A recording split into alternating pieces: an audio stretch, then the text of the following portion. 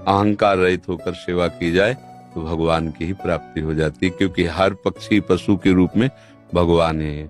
नामदेव जी महाराज कुत्ते में भगवान को देखो प्रकट किया ना भगवान। एक बार श्री एकनाथ जी महाराज गंगोत्री से गंगा जल लेकर बहुत से भक्तों के साथ रामेश्वर चढ़ाने जाते थे।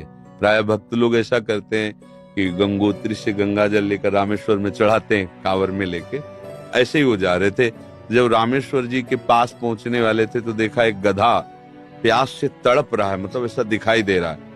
तो उन्होंने विचार किया कि रामेश्वर जी में तो सब जल चढ़ाते हैं और ये प्यासा इसे कोई पिलाएगा नहीं।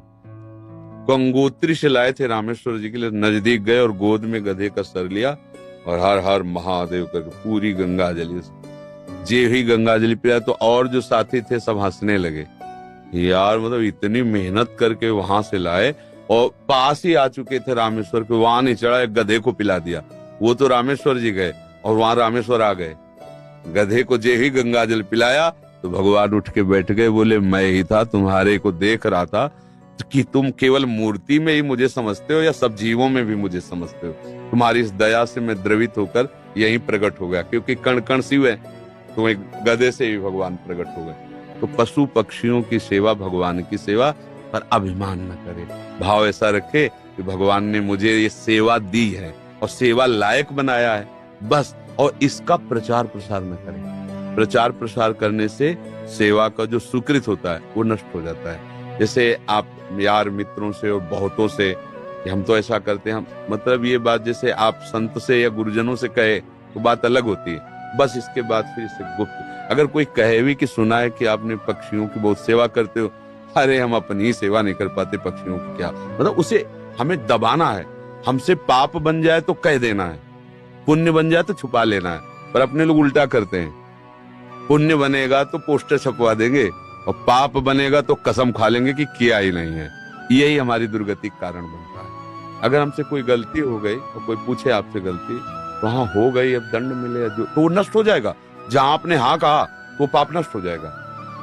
अगर सभा में खड़ा होकर के स्वीकार कर ले तो दंड मिले ना मिले उसका पाप नष्ट हो गया। और हम सभा में पुण्य को कह सकते हैं, पाप को नहीं कह सकते, देखना है नहीं। तो अपने इस पुण्य को छुपाओ और पशु पक्षी में भगवत भावना करो। जब उनको दाना डाल रहे हो या फल जो भी, जैसे पशु पक्षी हो, तो भाव करो, हे भगवान आप इन सब रूपों, और बढ़िया पुण्य बन जाएगा और बड़ा लाभ मिल जाएगा। हे भगवान आप इन रूपों में आके सेवा स्वीकार, नाथ हम पे प्रसन्न रहो कि हम सदैव आपकी सेवा करते हैं। भक्ति हो गई, इसी से भक्ति हो गई। सब में भगवान के दर्शन की भावना बनने लगेगी।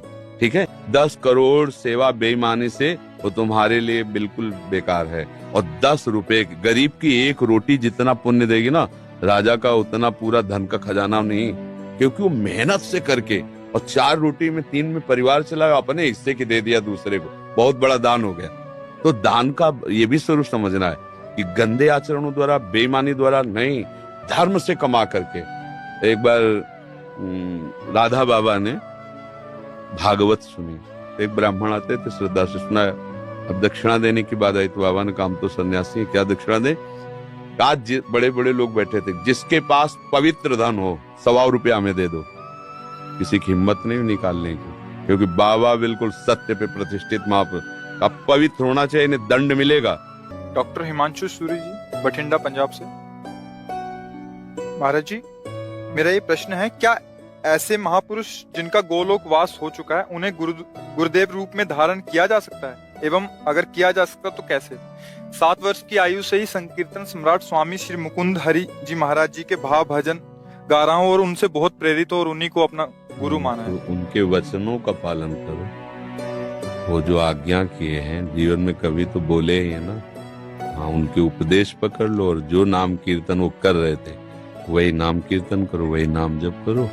जो भगवत प्राप्त महापुरुष हैं वो थे, है, रहेंगे, तीनों में बराबर होते हैं। ये भूत भविष्य वर्तमान काल जीव के लिए है, जो ईश्वर स्वरूप होते हैं उनके लिए नहीं। वो थे भी, वो हैं भी और वो रहेंगे भी। जो महापुरुष हैं, किसी को भी, जैसे भाई हनुमान प्रसाद पोद्दार जी, राधा बाबा, उड़िया बाबा, हरि बाबा, ये सब महापुरुष थे, हैं और रहेंगे। अब आप तदाकार करो तो उनसे बात भी हो सकती है। मिलन जब भगवान से बात हो सकती है तो भगवत स्वरूप ही तुम आत्मा है ना। हाँ, तन्मयता धारण, बस बार बार नाम जप करो। जो भी नाम कीर्तन करते हैं ना, वो नाम कीर्तन पकड़ लो, अंदर से जपो, उसी का कीर्तन करो और उनको गुरु मान लो, हो गई बात। समझ रहे? और संतों का संग करते रहो, जिनसे आपका मन मिले, जिनकी बात सुनकर आपको अच्छा लगे और हृदय शीतल हो जाए, उन संतों के वचन प्रगट में सुनते रहो और नाम और गुरु भाव उधर रख लो। मनोज कुमार दिल्ली से। सतगुरुदेव भगवान, आपके चरणों में कोटि कोटि प्रणाम। गुरुदेव भगवान, पराये सभी शिष्य अपने गुरुदेव का मानसिक चिंतन करते हैं, लेकिन गुरुदेव वो परम सौभाग्यशाली शिष्य कौन से लक्षणों से युक्त होता है जो कभी कभी अपने गुरुदेव के चिंतन में भी आ जाता है? जिसका अस्तित्व खत्म हो जाता है वो कभी कभी नहीं, वो गुरुदेव में ही हो जाता है। जब तक शरीर और शरीर के भोग और शरीर संबंधियों से अपनापन है, तब तक गुरुदेव को हमने माना है। जैसे सांसारिक किसी को हमने पिता माना, माता माना, रिश्ते नाते माने, उसी में एक और नाता मान लिया, गुरु। अब जिसने अपना अस्तित्व अहम में टिका होता है, जिसने अपना अहंकार गुरु जी के चरणों में दे दिया, अब जैसे आपकी आज्ञा वैसा ही हमारा जीवन है। आपका कृपा कटाक्षी हमारा मोक्ष मूलम गुरु कृपा।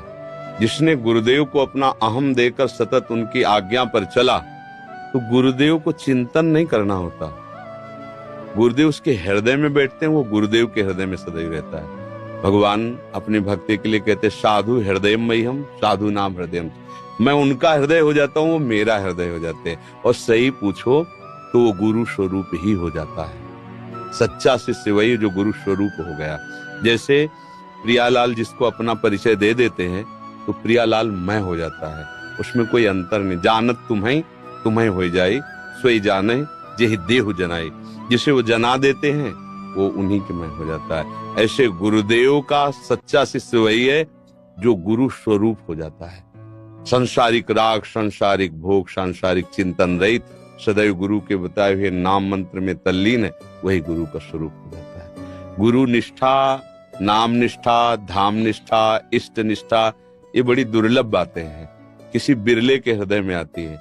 और ये निष्ठा आ गई तो निश्चित वो उसी को प्राप्त हो जाता है जिसकी जो, जैसे अभी हमारी शरीर निष्ठा है सबकी, तो हमें भोग की चाह है, मान की चाह है, प्रियता है,